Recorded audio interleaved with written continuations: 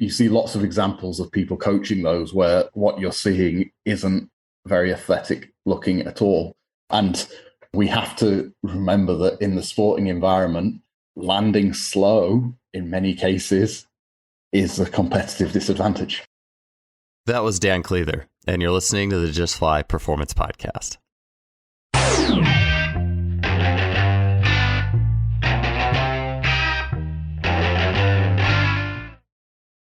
Today's podcast is brought to you by our longtime sponsor, simplyfaster.com. There's 2 items I'd like to talk to you about today that you can find in Simply Faster's online store. Whether you're a coach or an athlete, these are both things that you'll find highly useful as tools in your training toolbox. The first is blood flow restriction training methods. And after hearing about blood flow restriction training for years now, as well as the results that athletes are getting with it, especially in, for example, lactate sports like swimming, 100-meter freestyle, and not only hearing of that, but also seeing how much some swimmers had liked that type of training method, I knew I had to start trying it out myself. So I've been utilizing the air bands. I really enjoy it, both the feeling while I'm actually training with them, as well as seeing the visual result of spending time training with the methods and then the strength result. They've been a really cool training tool, and I would definitely recommend checking into air bands. Simplyfaster.com also has Be Strong brand blood flow restriction. The second item is the VMAX Pro, and this is a new option for velocity-based training, barbell tracking. It provides valuable load-based data, including speed in all phases of a lift, and it delivers key metrics such as power, velocity, distance, as well as duration of effort. The VMAX Pro system measures any lift you can think of. It's portable, durable, and intuitive. You can check out these 2 items and much more at our sponsor, simplyfaster.com's online store. Let's get on to the show. Welcome to another show, and thanks for being here. So when it comes to athletic performance training, the process of helping athletes be more physically robust and have greater outputs relative to the sport that they do, you could call it athletic performance training, strength and conditioning, whatever your name for that process is. A lot of times the terms that are utilized have to do with force and power. You'll hear phrases such as be a better force producer or produce more force in less time. And we have these general statements that I think there demands a little bit of nuance to fully understand the implications of how force is actually managed in the course of athletics and how understanding that can help us get a better direction in how we go about preparing athletes. To help us better understand the principles of force, as well as many other topics in athletic preparation, our guest today is Dan Cleather.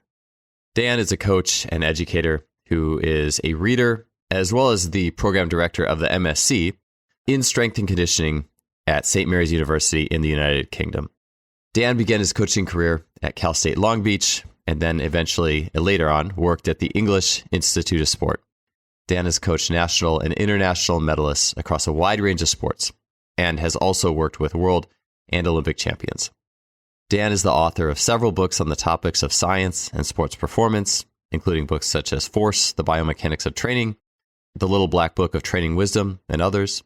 Dan has published over 40 peer-reviewed and scientific articles and is a founding member of the UK Strength and Conditioning Association. On the show today, Dan will share with us how he views common coaching practices revolving around scientific terminology such as absorbing force. He'll go into some of the fallacies around the force-based principles, overly absorbing landings, for example, in sport. He'll talk about his views on deceleration training, the biomechanics that go into Olympic weightlifting. Dan will also talk about the importance of being a mover oneself in the sense of being able to learn multiple skills, physical literacy skills that helps us to be better learners and ideally better instructors of any physical practice. Dan will also talk on where science and quote-unquote evidence-based practices fit with one's coaching philosophy and intuition. And he'll also share his thoughts on the link between gardening plants and coaching athletes. Dan has a wonderful combination of so many facets of knowledge, and it was great talking to him on the show today. Let's get on to episode 296. Dan, welcome to the show. It's awesome to have you here. Could you start by sharing with us a little bit about your background as an athlete, and then what got you interested into the world of sports performance, sports science, and training in general? Well, thanks for having me. It's a bit generous to talk about my background as an athlete, I think. I mean, my first love was as a basketball player. And yeah, I spent all the time I could possibly spend playing basketball for 25 years, but not with any great success. I guess kind of, what got me into S&C was when I left university, I worked in investment banking, and I kind of fell into that, and it definitely wasn't where I wanted to be. And then kind of, as I was trying to work out what I wanted to do, I came across this profession of strength and conditioning, which in the UK didn't really exist in kind of like 99, 2000. So I moved to the US to do my master's and to volunteer in a weight room. And I guess that's kind of, how I got into S&C. So it's interesting. I feel like there's a couple like interesting and fairly unique trend lines. It's almost like investment banker to, sports performance, enthusiast, like specialist and being interested in those things. And I don't think that's although I know a lot of people get out of investment banking, that's a pretty high burnout, but I don't feel like they land in the sports performance sector necessarily. Maybe I'm wrong. Maybe that's just my experience, my limited knowledge of that, but that's definitely an interesting transition. Yeah, I haven't met anyone else who's gone that route, but yeah, like I never intended to be in investment banking. It was just, it sounds like a weird thing to fall into it, but I did kind of fall into it. And then, once I worked out what it is I wanted to do, I needed to get away from there as soon as I could. Yeah, I've worked with some individuals in tennis in particular who it's like, I think it was kind of a family thing, and that's what initially led them there. And then some of them are like, I didn't want to actually do this once they get into it. So, but the other thing was basketball player too. I believe you're into like Olympic weightlifting and that kind of thing. And, just being here on the screen looks like you've maybe done a little Highland Games work or just throwing things around. I'm curious what your athletic pursuits, that tree of your athletic pursuits as well after basketball. Yeah, I mean, I'm one of these classic jack of all trades, master of none type people, so I just played lots of sport. I mean, basketball was my main sport, but I did lots and lots of racket sports. Yeah, when I moved to the US and started trying to be an S&C coach, I got really into weightlifting, as a lot of us do. And, that's probably the sport that I, or certainly the sport I do, most coaching in. Then kind of later on, when I was about 30, I started playing volleyball. And that's actually the sport that I played at the highest level. So I played in kind of the National League in England, which isn't a very high level because volleyball's not a very high level in the UK. But yeah, I've just kind of done lots and lots of things, but none of them particularly well. That's almost like the spirit of, I feel like what do you tell your students in that regard, in the sense that, I'll just say this, like a lot of interns that I've gotten in like the strength and conditioning sector or around that I've seen in the strength and conditioning sector were very much there because they liked like fitness, bodybuilding type stuff. They liked Olympic weightlifting. Like they liked a lifting discipline. But I know myself, and then Paul Cater, who's been on this podcast, I feel like you should be a generalist and be generally good at a lot of physical disciplines, not just, oh, I like this one weightlifting discipline, and then, oh, wait, this is a job in this field, so I'm going to go chase it.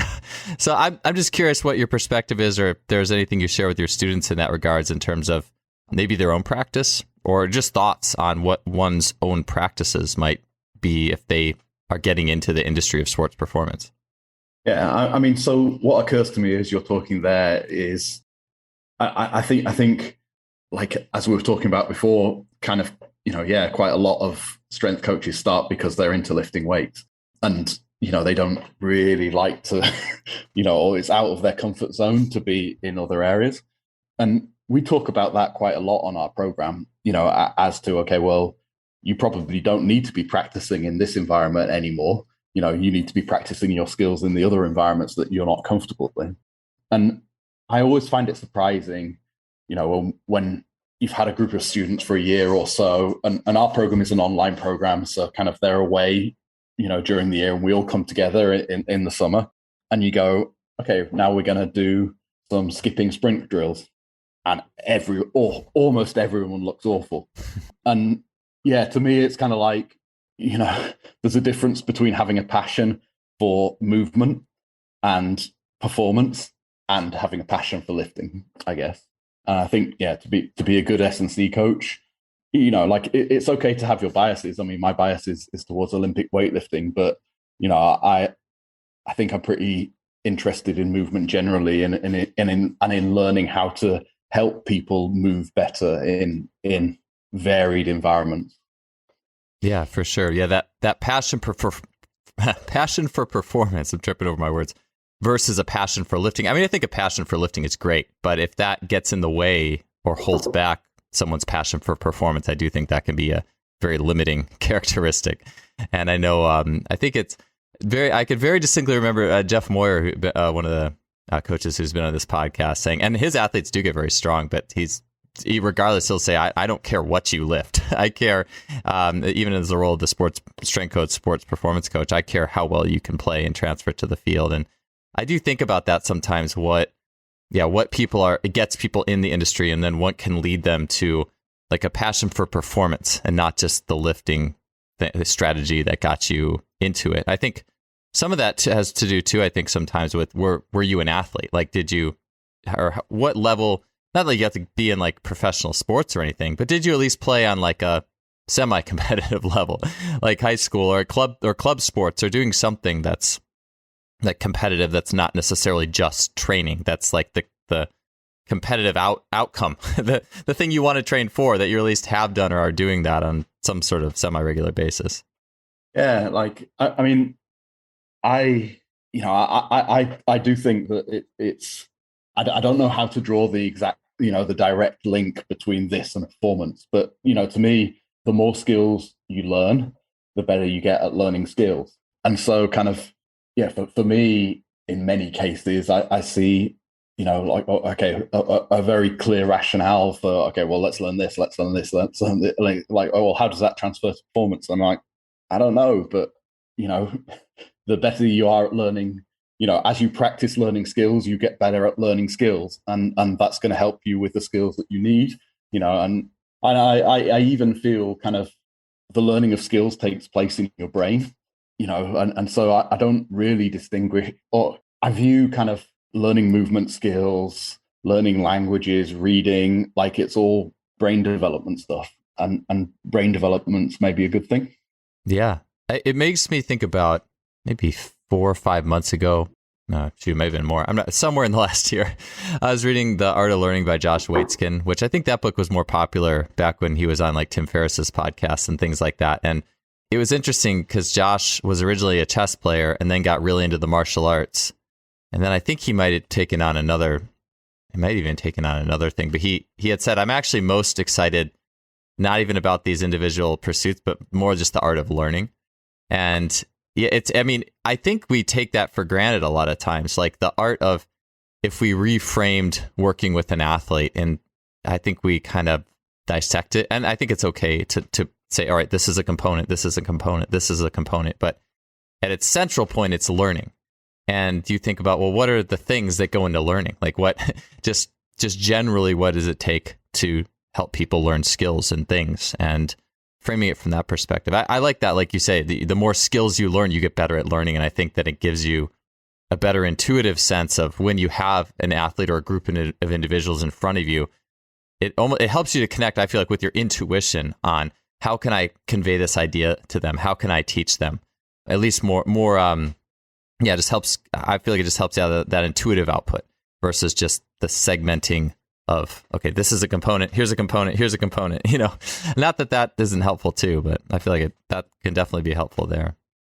Yeah, I do agree with that. Like, I think you need to have a feel for movement, and then, it only works with a certain type of athlete, but, if you understand how the movement's meant to feel, then you can communicate it to another athlete who learns in that way with a lot of economy. And I only really coach one athlete now who's a very gifted weightlifter. But yeah, like because we kind of both have this sort of feeling of movement, you can really kind of coach quite a technical point with just a kind of like it's like a little bit like it's like a this, and some information is passed there that we both think has helped very esoteric start to the conversation, especially when we're meant to be talking about mechanics or something like that. Yeah, getting into force. I was actually looking, I was like, all right, what's a good segue into talking about like deceleration and progressing training and these things? And actually, I'm like, all right, well, here's the segue is I'm going to dig up the question at the end. So, well, to people who are listening to this, usually, I guess you say the philosophy. It's like, let's start with nuts and bolts and get to philosophy, the deep philosophical stuff like later or something, but we'll just start with it. And so I'm going to ask you, what are some principles or your thoughts on applying science into training, particularly on the level of linear versus complex systems? And that's something that I post about that somewhat regularly. It's been kind of a muse of mine. I tend to link up like linear thought processes with more like we might call like the masculine form of things, like just structures, like training structures and components. And then the complex is kind of like the intuition and kind of like the way maybe we were just talking about a little bit, like the more you learn, you can link up with your intuition. When you go about teaching your students, how do you view that process on applying science and then thoughts on linear and complex systems? So like, I think that people generally kind of, their mental image of what applying science to training is, it isn't the same as mine. So I think people think that the way that works is that you have a specific question, training question that you want to answer, and that you're going to go away and find some journal article that has specifically studied that question, and then that gives you the answer. And I don't think that's how it works. Like the way that, science underpins training is that, okay, well, the body of, we look at the body of science, and from that, like we create our training philosophy, which is hopefully evidence-based, but that again doesn't mean that the science is prescriptive. It means that, okay, we see 8 parts of a 30-piece jigsaw puzzle, which are the bits of evidence we're getting from the science, and then we kind of work out what we think the rest of the puzzle looks like based on that science, our experience, our discussions with other coaches, et cetera, and that, so that the scientific evidence is an important part of what underpins our philosophy, but then it's really our philosophy that guides the decisions that we make. Like it's not direct, from, well, this paper says this, so we do this. It's rather that, well, all of these papers lead me to think that this might, that this approach to training is the one that I think will work the best, And then in terms of, linear versus complex, I don't have a huge amount on that, apart from the fact that, like I do increasingly view everything in terms of systems that are self-organizing, and that, like those systems can often work things out for themselves, especially if given appropriate input that, can just nudge them in the direction that you as a coach might think that they want to go. So like I lean to the complex in terms of, or my intuition of how the world works, but in terms of kind of, then how you practice as a coach, you need to have models of the complex that help you to make decisions. And my models tend to be very simple. Yeah, I have 2 things to say based off that. And one was, I don't want to get, my second thought I think was better. So I don't want to get lost in the first one, but I think it's true. It's almost like if you say, well, what, like with the evidence-based, because I think that's such a big, there's particular organizations that are like, we are evidence-based, and you can say that. But like you said, like that doesn't mean you're sitting there like, okay, well, I have this research in front of me and it says this works, so I can do this now. Like it's always all coaching. And especially when you go to the coaches at the highest level in sport, they are coaching out of their philosophy and their intuition, and the evidence can positively impact their intuition. I mean, we all have fallibilities and mental heuristics that might not work, or biases. And it's like, I think that the way I see it, I feel like the evidence-based and actually double checking ourselves with data or research can help improve our intuition. But I feel like, we all coach based out of our philosophy. So it's almost like saying I'm an evidence-based coach would be a kind of a misnomer of sorts. I don't know. What do you think about that? Yeah, I mean, like it is, in as much as, well, even if you just do this because your previous coach did it, that's the evidence of what they did. Yeah, so it isn't evidence-based. You've got a basis for what you're doing from somewhere. But yeah, it's kind of, or Steve Magnus, says, okay, well, the science tends to lag the coaches, so coaches work out, what works, and then 25 years later, the scientists come along and explain why. And I think that for sports science, there's a lot of truth in that. And so, yeah, if you were to wait, for certain scientific evidence before you were prepared to make a decision or to do something, then you wouldn't be able to do very much. I wanted to take a break from the show and briefly share with you the difference that performance herbalism can make for you. Several years ago, I had Logan Christopher, CEO of Lost Empire Herbs, on the show to talk about hypnosis and mental training for athletes. While talking to him, I realized he also had an herbalism company. So shortly thereafter, I used the Phoenix formula, which was my first product I bought from them. I had great results with it, not only increasing my energy and decreasing my need for coffee and caffeine, but I also noticed that it was making an impact on my lifts and my weight room numbers. I was having a great training experience. Shortly thereafter, I also got into the Shilajit resin as well as other herbs. And I don't look at supplementation the same way. I'm a strong believer in what Logan and his company are doing in looking for a natural resource to boost human performance. If you want to check out the herbs that I use personally from Lost Empire Herbs, you can head to www.lostempireherbs.com/justfly. There you can get 15% off your order, and they offer a 365-day money-back guarantee. Definitely check them out. Let's get on back to the show. Yeah. And especially, I think too about even just like research design, because sport is quite complex. And so there's certain like very more basic research that can tell us things, but once there's things reach a certain level of complexity too, like population and training history and like all those things really matter. So it's absolutely and again, that's why it's impossible to think that you're going to go and find an article that answers exactly the question you have. There's too many variables. So yeah, we have to appreciate that things are complex, and but we handle that probably by having simple models that allow us to make decisions and that are based in the best evidence that we have. Yeah, for sure. Man, I did it. I knew I lost my second thought, which I felt like was more important, but that's okay. It is what it is. Anyways, I know you've written a book on force, and it's interesting to think. I think that as an industry, we talk a lot about in training I think we tend to talk about force a lot. And I think we tend to talk about it in you're producing force or you're absorbing force. And we leave it very binary and very linear.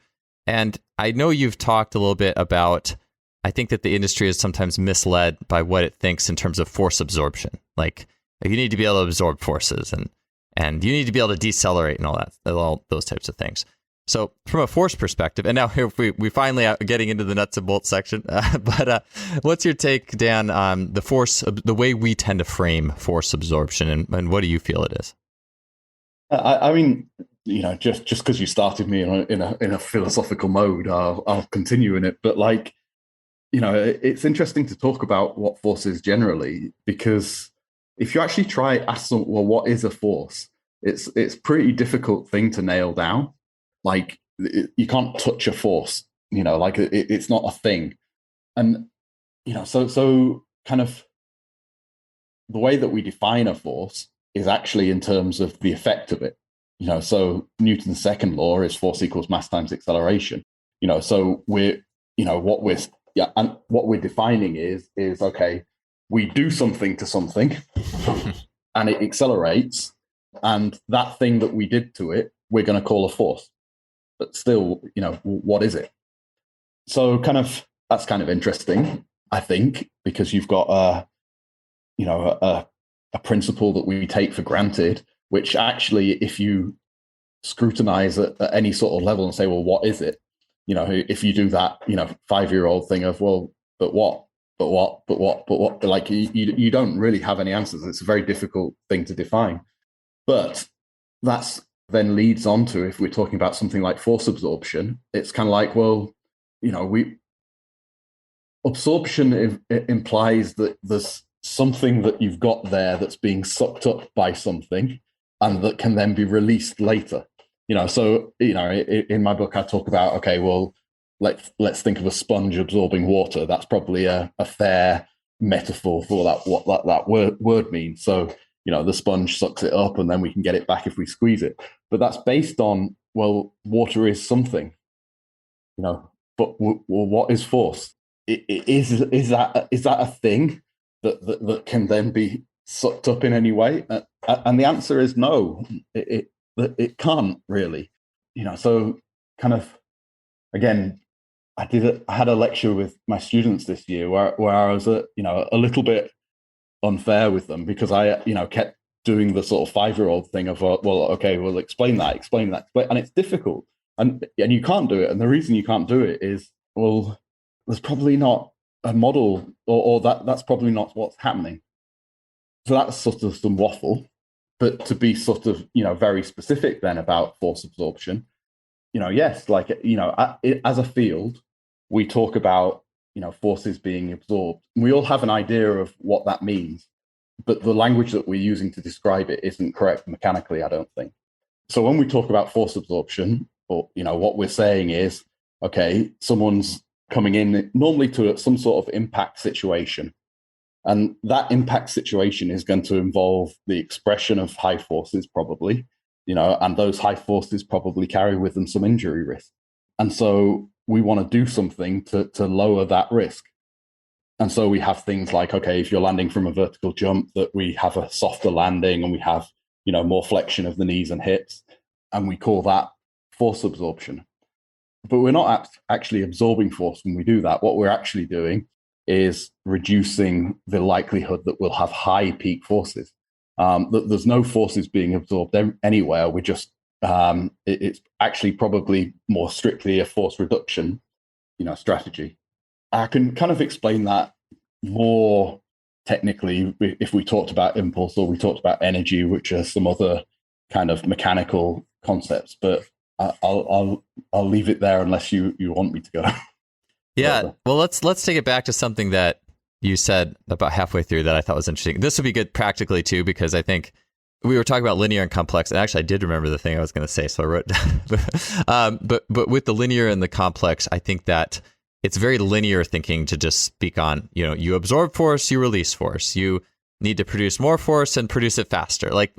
But then the question is, well, how did you actually do that? And what is, like you were saying, like, what is force, like, actually? And so, well, what I'd like to do, this would be a fun exercise for myself too. I like active things, and whoever's listening, I think they could probably do this even if you're in the car. Maybe just make sure you're paying attention to the road. But take me through that. You said like the 5-year-old like reduction, like, and then what? It's like, could you actually take me through, like, because I was trying to wrap my head around what you were saying with that. It's like, okay, you need to absorb force. Well, and then what? And you know what I'm saying? Like, could you take me through that just to kind of maybe as another way of showing that the overgenerality of that isn't really the best route? Yeah. I mean, it was something that kind of evolved out of a discussion that we're having. But I mean, it would go somewhere along the lines of, okay, well, can you describe to me, tell me what's happening when you're absorbing force. What do you mean by that?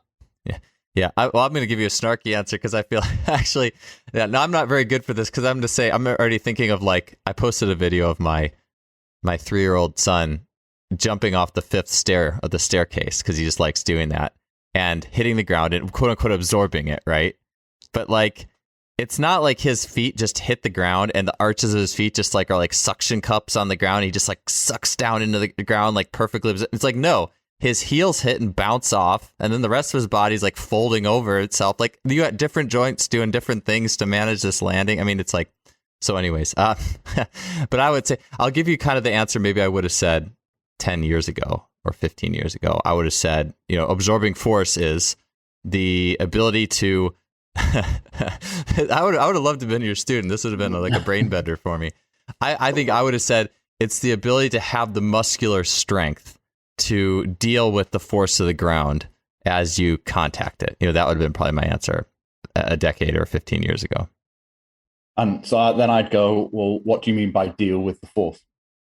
Well, I would say, I'm putting on my 15-year-old or 15 years ago hat here. I would say, well, the muscles need to be strong enough that when the force comes up from the ground into the muscles, that I haven't like wrapping my head in a very muscle centric view. I think that's more where I was at the time. That when the force comes up from the ground into the skeletal frame, that the muscles have to have the strength to hold the joints to reasonably keep them in place without excessive like range of motion, the knee like buckling or going too far forward or something like that. Okay. And is the muscle entirely passive in the way that it deals with the force? So from that muscle centric, I would have said, it uses eccentric contractions or explosive isometric, and the tendon it holds on isometrically while the tendon lengthens and it controls the tendon lengthening as you so the muscle produces force.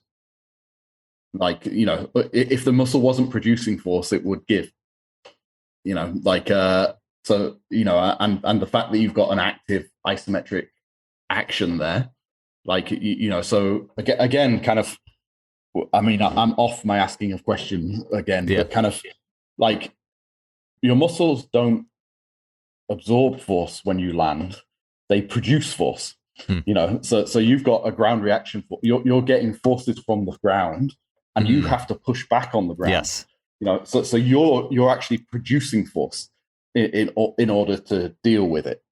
If you didn't produce force, you'd just collapse into the floor. You'd be a pile of goo. Yeah, I love that, because that fits so well with everything I've learned from Darian Barr and the biomechanics. And that's why it was almost hard to go back into the muscle like centric, I mean, again, muscles do produce force, like you said, but more like the thinking of the body as a giant shock absorber that's like slowly yielding into the contact. Like I view it now, like I look at it as like a series of isometric contractions to manage collisions. And then also, this was such a light bulb moment for me just with like bounding exercises, where I think I might have kind of figured this out intuitively as I was going through a training session. And then I was having a podcast with a Darian, and I was talking about like something he said finally clicked, where it's like, you're waiting for the ground to give back to you and you go with it. And go with it means produce force to marry with the way the ground is giving back. You give back at that instant. It's like this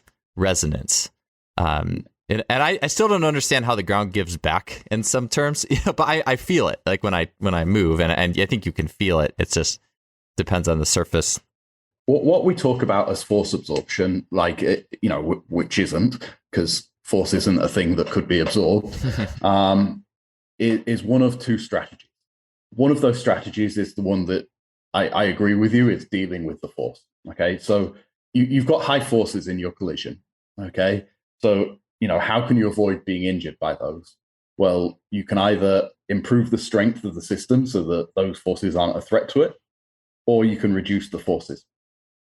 And the softer landing, where we take more flexion at the knee and the hip, that prolongs the length of the landing phase, which means that you don't have to have as high peak forces. So that's a force reduction strategy. The other thing, which you talked about as dealing with forces, is improve the structural integrity of bones, muscles, ligaments, such make your nervous system more accustomed to high forces, such that it doesn't get hurt when you have those high forces.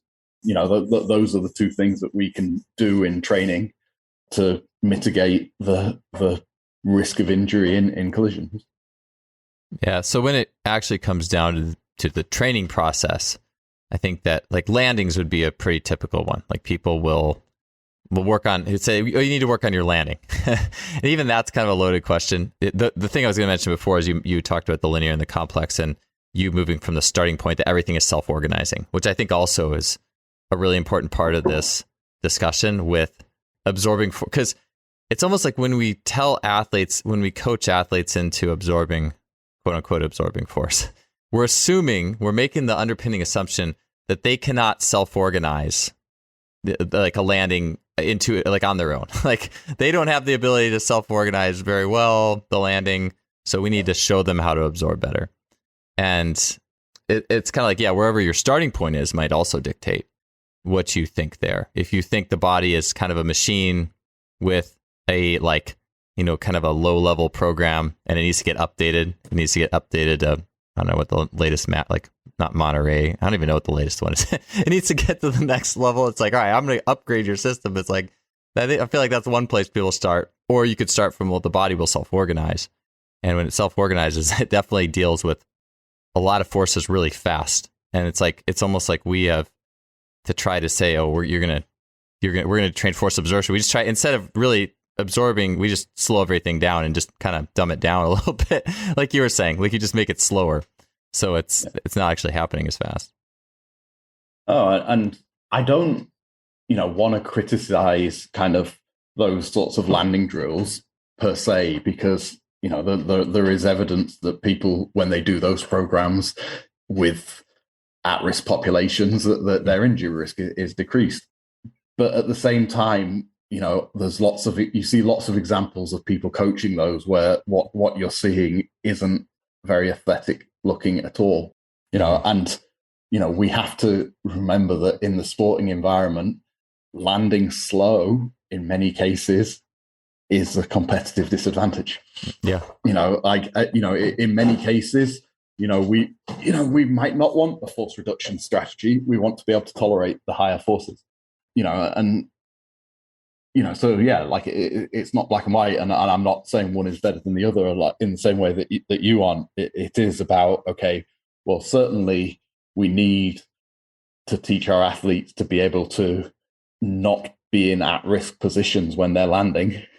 But similarly, if they're going to be really athletic, they're going to need to be able to tolerate high forces, and not have to spend a second, recovering from a landing, because if they do that after grabbing a rebound, they're going to be stripped before they've managed to do something with the ball, or, whatever it is. Yeah, I like that you said that, and especially with the evidence showing people who are at risk, they can go through these landing programs, and it's going to be helpful. I think the way I've framed it in my head is just that you should be able to have multiple landing strategies. I've worked with people who actually their only landing strategy pretty much is a stiffness, is almost too stiff. Like they actually have a really hard time landing with increased amounts of knee bend, which I feel like you should have access to be able to land. You should be able to land with relatively straight legs, and you should also have the ability to land with legs in a greater amount of flexion. If you lack ability on either of those, you're going to be less robust when it actually comes to sport, where you aren't going to get to pick. Like, I mean, you could try to pick, but once the ball's flying around and there's players and tactics, it's a whole lot harder to choose how you're going to land. So at least that's the way I view it a little bit, with having the ability to do both and having a lot of self-organization as well, but strategies in there. But I'm glad you brought that research up, though, in that the context of what you're talking about. I mean, another thing that I think is very interesting, like you spoke about how your son likes to jump off the fifth step. I'm always entertained with my sons, seeing them do exactly the same thing. Like, young kids just like jumping off shit that's really high. Mm-hmm. They use a fantastic force reduction strategy as they're doing that. Like, they just crumple under control. Don't they? Like, you see them, they hit the floor and they take the full range of motion in all their joints, and it allows them to land from a very high position. Like, and I do think there's something, in that experience in childhood, which I think helps, many people learn to land well, and I think it'll be those kids that haven't done a lot of that sort of play, where you need to do these sort of more regressive training programs and teach landing mechanics, because certainly you have to teach that to some people. But yeah, in those kids that have been jumping off the fifth step since they were 3 years old, they probably do that pretty well and are okay to go for a force tolerance strategy.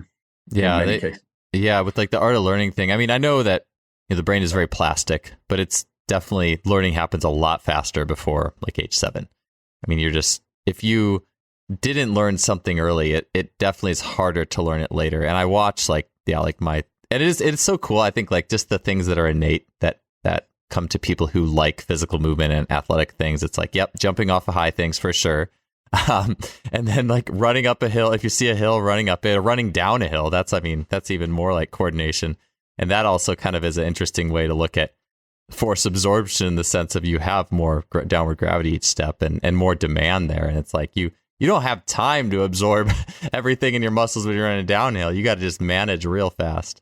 But I look at that all, like even any jump, like even a Darian Barr would point out like a high jumper in track and field.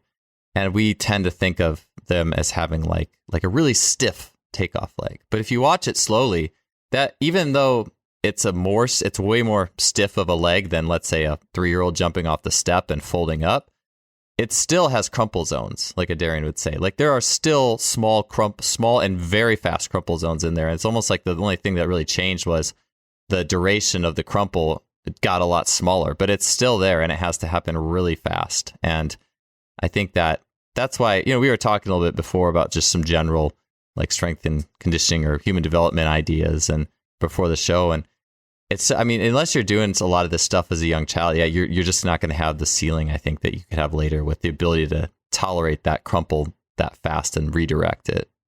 So, 100%. Yeah, the whole force absorption is definitely an interesting thing. And so would you say that, what's your thoughts, with landing training for you, like you said, like if someone has serious issues, landing mechanics, they're predisposed to injury, like that's time you could step in and teach them. Is there any other, I think I've seen it done a lot with like change of direction or like a lunge, like someone's like coming down into a lunge and they'll just like try to slow it down. They have a band like pulling them or, things like that. I mean, outside of just landings with people who are at risk, do you see any other benefit where we actually say it would come in, or any other situation from a force perspective where we would come in and be like, oh yeah, like we need to work on this from your ability to absorb this collision? Or do you think landing is pretty much the main one? I mean, I think, we as a profession, often I think we tend to overteach things, so, we want to, drill, and control movement. Whereas I think you need to make sure that your athletes are safe, but once you've done that, like letting them work things out for themselves is more effective. So it's kind of like, I can see, I can see myself, saying, okay, hang on, stop. Like when you land, you're doing this, and you should be doing this. Do it again. Okay, yeah, like that's fine. Okay, now let's make up some scenarios where you can do that realistically, and you're not just, doing 30 repetitions where you drop off a box and sit into the thing, and I think kind of, when you were talking about people doing decelerations or doing lunges, I think, you see a lot of footage now of whole teams doing these really simple, regressive, drills, and you kind of like, that's an American football team at the college level, like, I'm not sure, we're mitigating much injury risk by having, 80 players spend 10 minutes doing something that most of them do fine. Yeah. Like, go ahead, sorry. Oh, yeah, I was going to say, I think it goes back to what you were saying. I was going to bring this up when I forgot my second question, was like the linear and the complex. It's like if your starting philosophy is that, like, kind of like very linear in nature, very much like the body is a machine, you're not really considering self-organization that much. And not to mention watching athletes in the game and just how crazy, I mean, it's funny.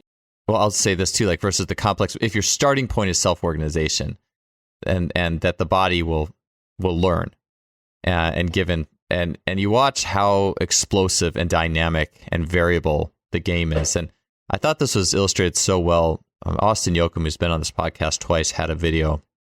It was like an athlete doing like a lateral lunge or something. And you could very easily have an athlete doing that lateral lunge and having like someone having a band on their hip and pulling them into it, right? Like more deceleration. And then he had like a long playing right after the athlete did like a lateral lunge, someone playing spike ball, like a dynamic situation, doing like a lateral explosive jump cut basically to spike the ball. And it's like, which one, like, so you're going to do, I guess, all these lateral lunges, and then the athlete's going to play and do stuff that's way more complex and coordinated than that. And it's like, I guess if they're maybe injury risk, like you need to slow it down. Okay. But like, I think for a lot of athletes that over reductionism isn't like, you can jump when you look at how complex the game is. I think that we can be a lot more complex in the way that we prepare the body for that game. I'm not saying never, I think lunges are fine. Like, I think it's a good movement, but I think that, if we try to get too much out of these simple things, or even like, I don't know, like I've seen people doing like just basic, I don't think it's bad, but like in season rudimentary hopping drills, which I think is fine, but it's like, you're already getting so many ground contacts when you go out and play. Like, what is this adding right now? Unless there's something you're trying to get out of this from a teaching perspective. I just think it's interesting how, the place, to think deeply about the place of some of these simple things in the scope of the program. Yeah, I agree. And it's, I think it comes from, there's a move in our profession to be kind of like, have perfect movement first. And I get that, but, and that may be something that is important in a weight room where you're doing a, pretty closed skill and putting a lot of resistance on it.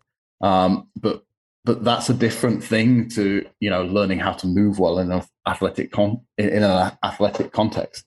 And like a good friend of mine, John Goodwin, like his sort of mantra is coach ugly, which is essentially, like if things look too pretty, the athlete isn't being challenged and they're not learning anything. So like it's essentially just keep just pushing the envelope of what you're asking the athlete to do to a point where they don't look pretty anymore, and then let them practice until they start looking pretty, and then make it harder again. And I think that there's a lot of wisdom in that if you're talking about getting people to be better movers in a playing environment. I mean, I think something that occurred to me as you were speaking, and something that I was thinking about today actually. I think a lot of, if we're talking about self-organization, like I think certainly I think a lot of us have this kind of mental image of ourselves being controlled by our brain, and we look at systems and we assume that any system has to be controlled by something. So like you have that in physiology with Tim Noakes's central governor theory. You have that in terms of all sorts of things. But the thing that it's probably not true, in many cases. And again, apologies for this, but like I was thinking today about seeds. And if you think about a seed, and like a seed, you get this like tiny little bit of biomass that underneath the right conditions suddenly grows a really, really complex structure. There's not a brain in there telling it to do that. And similarly, to make that seed germinate, like it has to be, exposed to the right conditions that will depend on the seed. So, something I like gardening. Sorry. Yeah, that's awesome. But I was reading something about blueberries yesterday, and kind of like if you want your blueberries to fruit, apparently they need to have 1,000 hours of cold during the winter, or they just won't flower. But again, there's no brain in that bush that's kind of got his clock and going like, we haven't reached the 800-hour threshold yet. I'm not going to flower. Like there's examples all around us of hugely complex systems that aren't directed by anything centrally, that are created and expressed in their interaction with the environment. And so to to consider that human movement would be different would be, a quite an extreme form of human exceptionalism. And probably, I would suggest it isn't, that we've definitely leaned towards self-organization in many ways, where kind of, our brain and our enhanced abilities can help is we can help ourselves to self-organize, or as a coach, we can help an athlete to self-organize. But if you're thinking that you're going to control them or that they're going to control them, I don't think you're being realistic about how systems work. Yeah, I love that with the plants. That's and the gardening too. That's definitely been something that's been brought up on this podcast before. Was like, likening an athlete to a plant. Like a plant also needs like light and water, but with the intelligence too. I think it's so cool. I've seen videos on like how I think like mold will is it mold or like mold type cultures or like fungus, like just how intelligent like they can, like it was like mold could find its way through a maze or like the mycelial networks that go between beneath the earth. Like there's an astounding amount of intelligence there, but it's not like a central brain. And we coach people like only on the brain. Like it's like, okay, that's the only thing that matters. And Rob Gray in his book How We Learn to Move talks about that. Like, it's like we have these different wings of a business, like, and they all work together, but there's not like, it's not just one person or one thing running the show. It's like I just think that's cool. Anytime someone links gardening and plants up to into athletics performance, I love that connection. I think we don't make it enough. I do feel like I do feel like gardening is a good discipline for S&C coaches, actually, because it is about the development of organisms. How do you make things grow well? And most importantly, being really fucking patient. Yes. You can't rush it very much, or like you can only rush it to a certain extent. So I always feel like it's this is my bias showing, but I feel like it would be an interesting discipline for coaches. But you could make your students do it. Even now, like I see how quickly I tend to rush things sometimes. I do tend to be impatient. Gardening forces me to be patient. But like, especially like when I rush through something. Great work capacity in the garden as well, Yeah. Like I've been shoveling compost all weekend, so Yeah, the patience and the consistency. It's like, that was a Dan Johnism. It was like something like, it's like, what was it? It's not the exercises or the selection. It's like, it's the 7 years of consistency that gets you or something, and like the patience to be consistent. Or I forget that quote, but I remember the gist of it. It just the patience and the consistency being way more underrated than trying to come up with all these different training schemes and things like that. Yeah. So along the lines of, with a little bit of time we have left, along the lines of force absorption, I like to go to, I'm like totally jumping all over the place and where I wrote these questions, but I also realized that I think I probably could have had a better stream of their connection. But this will be a good question, I think, is what, in light of what you said, force absorption, what's your take on best Olympic lifting practices in the sense of, or just how to look at like traditional athletic versions of Olympic lifts, where it's like, the power clean with the high catch versus squat cleans, catching and absorbing, those kind of things. Any thought with that as it relates to Olympic lifting and then training athletes? Yeah, I have a few thoughts on weightlifting. My main bugbear on weightlifting and the way I see it practiced is again, I think that we're, much too reductionist in the way that we teach that skill, and we fixate on things that aren't that important. And when I say that, so I do think that weightlifting is a great skill of something where it's very easy to create an environment where you encourage someone to self-organize, and to learn how to do something themselves. But when I say that, it sounds like I'm very sort of laissez-faire in my approach, and that like you'd have a vision of my athletes lifting where they're messy and all over the place. I'm an and I'm not like I'm super, I fight against it, but I'm super controlling, in how I want or in my urges for how I want athletes to look. Like I'm very, very particular in how I would like to see them looking. But the medium by which I try to get there, isn't by trying to control them.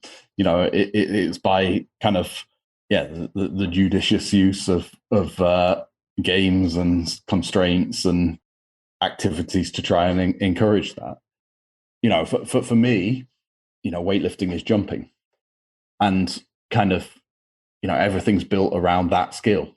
And I think that kind of the poor practice that I see or that I think people have often when they're teaching weightlifting is they don't view it as jumping, and they view it as some other skill, that they try and build by parts, whereas, if you take the whole skill of jumping and just say, okay, jump, but hold this bar in your hand as you're doing it, well, there's a constraint that they adapt to, okay, right now throw it somewhere else as you jump. Okay, well, there's another constraint that and you can build a weightlifting movement without ever having to reduce it to very much. Whereas, like if you have this very reductionist approach to teaching it, I don't think you get there very fast, and I don't think that what you end up with is very athletic. Yeah, I think that you can definitely make.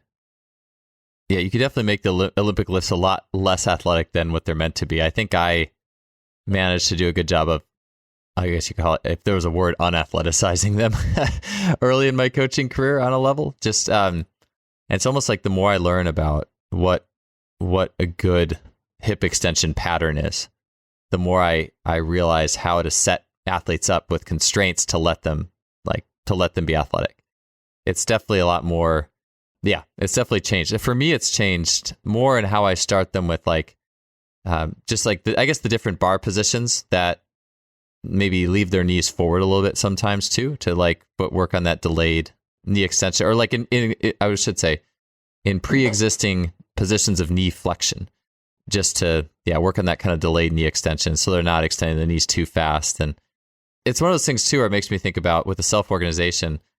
I find this humorous because I've never found a coaching manual that taught athletes how to get the second pull. Can you do a step-by-step, like a step 1, step 2, step 3 linear, brain computer way to teach athletes to get a good second pull? And I haven't found anything that can, and I've never had success with it that way either. It's always been setting people up and helping them self-organize to that point where they can feel that. It seems like that's where you kind of diverge as well. Yeah, and I think if you take that kind of fully triple extended position, somewhere where people or what's sad is kind of you can only coach what you can see. Okay, and you can use video to help you see things. But essentially, if you can't see something, you can't ask someone to do something. And things are harder to see when they're in fast-moving parts of a movement. And things are easier to see whether they're in slower-moving parts of a movement, or when which also could be places where things are changing direction. So where that manifests itself in Olympic weightlifting is, one of the easiest positions to see in Olympic weightlifting is the end of the second pull, because they're not moving there and they're about to reverse and go down again. So inexperienced coaches can see that. And so they then try and coach that. But the problem is they coach it with reference to what they're seeing. And the reason that you're in a fully extended position is because of things that happened earlier in the movement. Mm-hmm.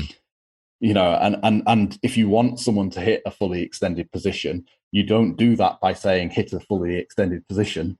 You do it by saying, okay, you need to do this earlier on. And again, it's kind of in terms of self-organizing and things the goal isn't to be fully extended. No. The goal is to project yourself from or the barbell up as high as you can. And if you throw the barbell as hard as you can, then the consequence of the follow through of that is that you hit the fully extended position. But the fully extended position itself is not a position where you're applying force at all. Like it is what happens after you've applied the force. So again, what kind of happens is when people cue people to hit a fully extended position, they're actually asking them to try and exert force at the point where they should not be exerting force and could be getting ready to catch the barbell. And you see that a lot. Yeah, it seems like that also, like the delayed, getting a good second pull to me is synonymous with delayed knee extension, which a few people on this podcast have talked about. Basically, like the same thing that happens to a degree if you flip the athlete a few degrees, like in sprinting when the leg has to fold or yield a little bit as the foot passes underneath the athlete. Like you can't sprint on iron rods, or like you would have to like twist your hips around crazily to do so. But that knee, if the knee needs to stay flexed for a little bit as the foot passes underneath the athlete, and I view that a little bit there to be a little bit of similarity between that and the second pull of Olympic lifting. Not that, I mean, I think the velocity is so much faster in sprinting. You could debate on the transfer, but just at least in acceleration, I think it's a good practice. And anyways, what I'm trying to say, what was I trying to say? Oh, is you said it, when you just focus on the triple extension, you have a different kind of pulling now. And it's interesting. What do you think about things like, I mean, you see this a lot, like we start it from the Olympic lifts and then it works its way down to other areas of training. And one thing I'll see is like people doing dumbbell jump shrugs. And I don't know, based off what you said, I would think that type of movement would not, I mean, it is self-organizing for sure. You have weights and you're jumping, but like, I don't know. What do you think about that movement relative to an Olympic lift and what that has to offer? Because it seems like the jump shrug is a little more terminal oriented in position, but I'm curious what you think of those movements as derivatives and like getting athletes on that track in the Olympic lifts. Yeah, like I'll answer the question in a second, but if I can just come back to, because you gave me a thought as you were talking, and for me, like, yeah, weightlifting is jumping, so like if you're holding the barbell at your waist, then you can just jump and that's fine. Like the problem is you start with the barbell on the floor, and so then you just have a couple of problems you have to solve. And the first problem is my knees are in the way of the barbell. Then, so you're kind of like, well, get your knees out of the way. Okay. But now my knees are straight. Now my legs are straight. I can't jump. Okay. Well, bend your knees. Okay. Now the barbell's where it was and you can jump. It's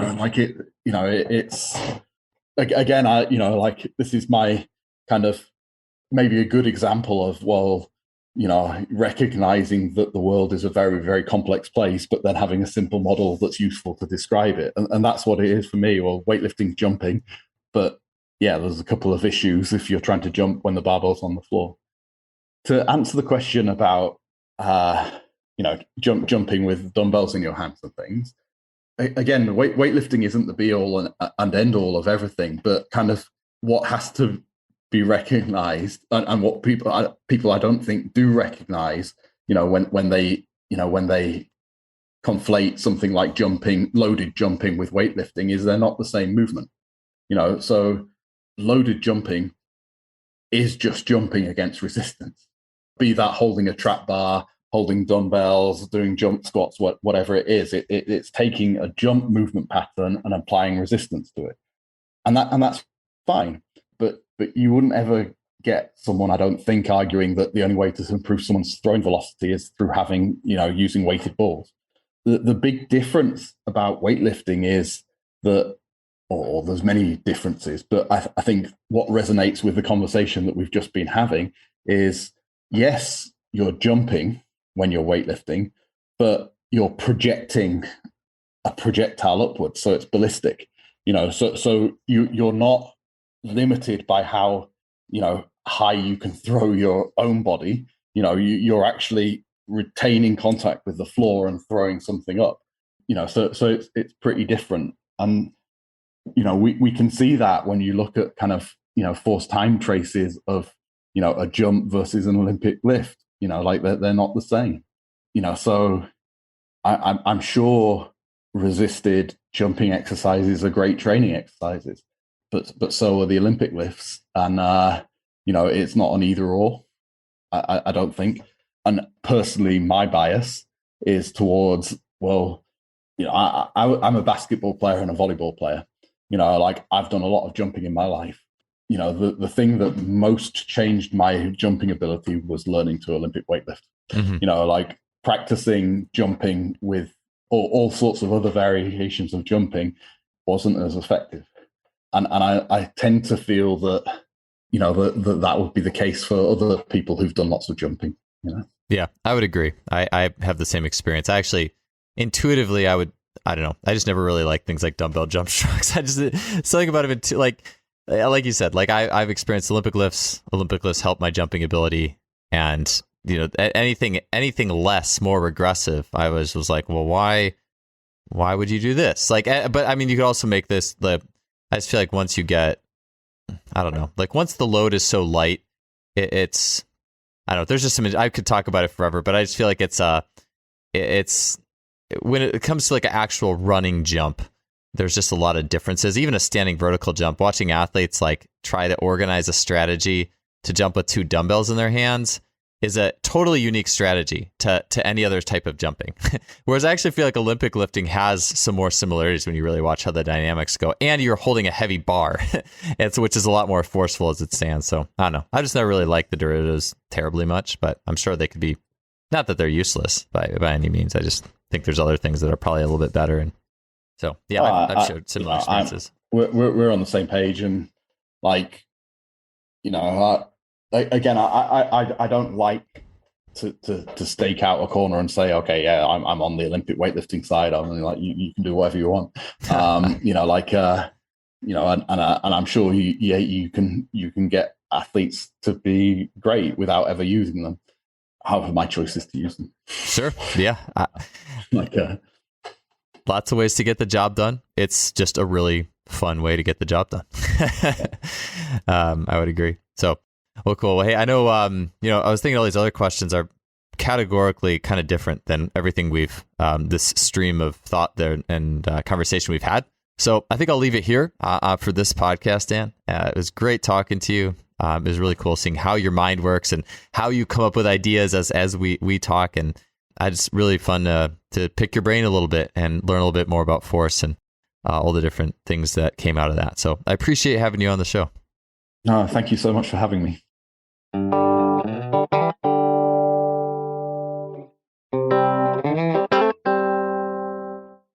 Thanks for tuning in and listening to another show. We'll see you next week.